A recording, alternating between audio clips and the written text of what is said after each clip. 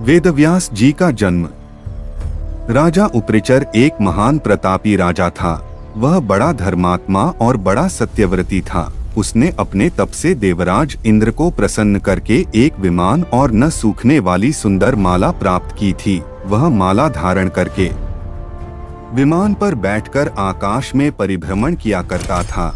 उसे आखेट का बड़ा चाव था। वह प्राय वनों में आखेट के लिए जाया करता था।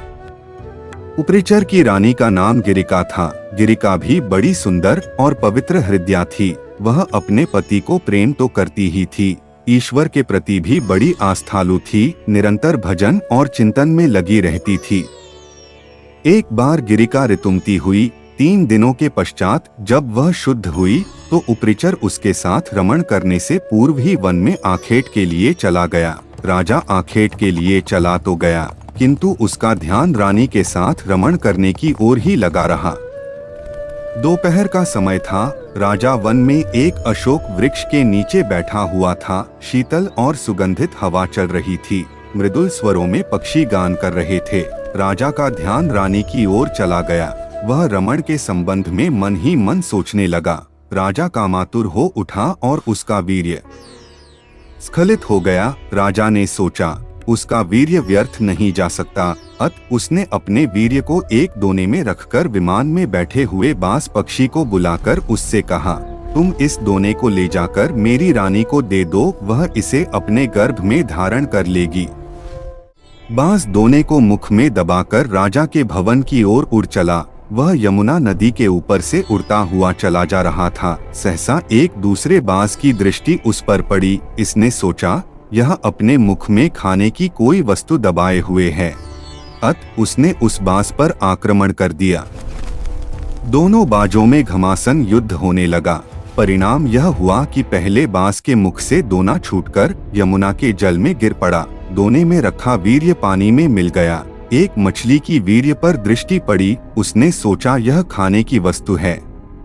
वह उसको पानी के साथ निगल गई। फलत मछली गर्भवती हो गई। दासराज नामक मल्लाह को वह मछली शिकार में मिली। जब उसने मछली के पेट को बीचों बीच से काटा तो उसके पेट से एक बालक और एक बालिका निकली। दासराज ने दोनों को उपरिचर को भेंट कर दिया।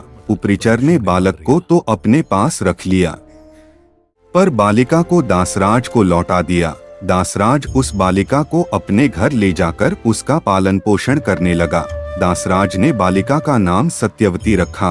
वह मछली के पेट से उत्पन्न थी, इसलिए उसके शरीर से मछली की सी गंध निकला करती थी। लोग उसे मत्स्यगंधा भी कहा करते थे। मत्स्यगंधा धीरे धीरे बड़ी हुई। वह बड़ी रूपवती थी। वह रात्रियों को अपनी नाव पर बैठाकर इस पार से उस पार पहुंचाया करती थी। एक दिन दोपहर के समय महर्षि पराशर वहां जा पहुंचे। वे मत्स्यगंधा को देखकर उस पर मुग्ध हो गए। उन्होंने उससे कहा, सुंदरी, तुम्हें अपूर्व सुख मिलेगा। मैं तुम्हारे साथ रमण करना चाहता हूँ। मत्स्यगंधा ने उत्तर दिया, महर्षि, आप यह कैसी बातें कर रहे हैं? दोपहर का समय है, आसपास लोग बैठे हुए हैं। मैं आपके साथ रमण कैसे कर सकती हूँ? पराशर जी ने योग शक्ति से चारों ओर कुहरा पैदा कर दिया और बोले, अब हमें कोई नहीं देख सकेगा। तू निश्चिंत होकर मेरे प्रस्ताव को स्वीकार कर ले। मत्स्यगंधा पुनः बोल उठी, महर्षि, मैं कुमारी हूँ, पिता की आज्ञा के अधीन हूँ।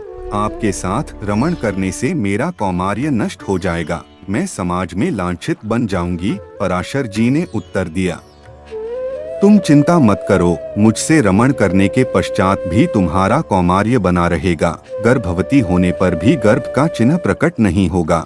मत्स्यगंधा फिर बोली, एक बात और, मेरे शरीर से मछली की सी गंध निकलती है।